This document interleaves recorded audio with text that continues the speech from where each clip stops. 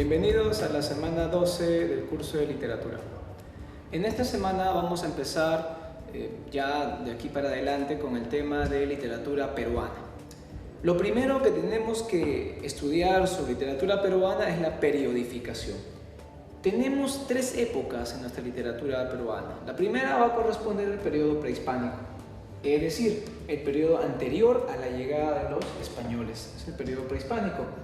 Este periodo es muy extenso, muy antiguo y bueno, al tener la característica de la oralidad, la falta de la escritura hace que sea un periodo no tan fácil de estudiar. Han quedado muy pocos testimonios, sobre todo cuando en la época colonial llegan los españoles, traen la escritura y van a fijar algunos textos de la oralidad.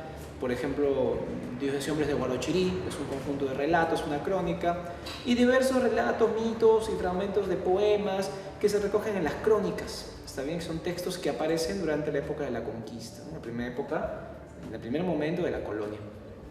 El segundo gran periodo de la época colonial corresponde pues desde la conquista, la imposición militar que se da con la llegada de los españoles, la derrota del Tahuantinsuyo de los incas, hasta la emancipación, que es cuando decae el sistema colonial y empieza el periodo republicano, ¿no es cierto?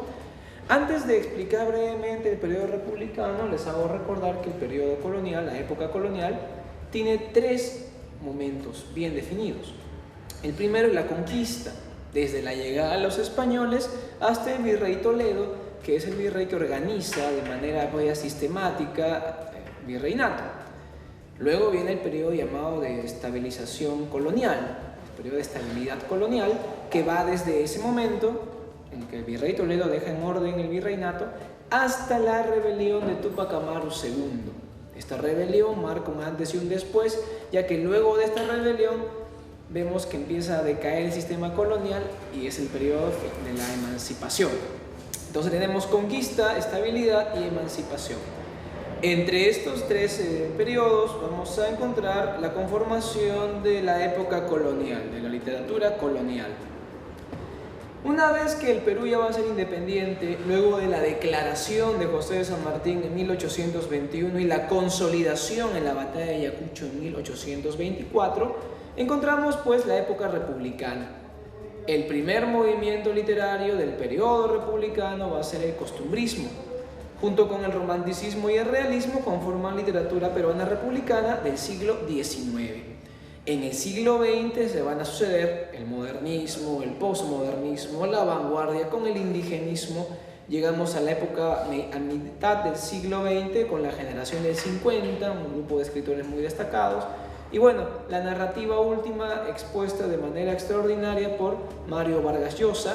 En la etapa final de nuestra literatura veremos eso en nuestra última semana, junto con Julio Ramón Ribeiro como máximo narrador de la generación del 50. Ahora vamos a tratar un tema clave de nuestra literatura peruana, la literatura quechua. ¿Está bien? Literatura quechua se define no por la cultura que va a representar. No hablamos de literatura inca, por ejemplo, hablamos de literatura quechua. Es decir, la literatura escrita o compuesta oralmente, también puede ser el caso, en lengua quechua. Por lo tanto, hay una literatura quechua prehispánica, que correspondería al periodo de los incas, una literatura quechua colonial. En la colonia el quechua va a ser muy, pero muy favorecido por las políticas de gobierno de los españoles, ya que trataban de homogeneizar lingüísticamente a toda la población nativa para poder evangelizarlos de manera efectiva. Así que el quechua fue la lengua elegida para ser hablada, tratada en todo el mundo andino, y el quechua se va a desarrollar mucho. Durante el periodo republicano, hasta el día de hoy, sigue habiendo literatura quechua. Escrita, oral, es una literatura viva, así como la lengua quechua en nuestro país. Vamos a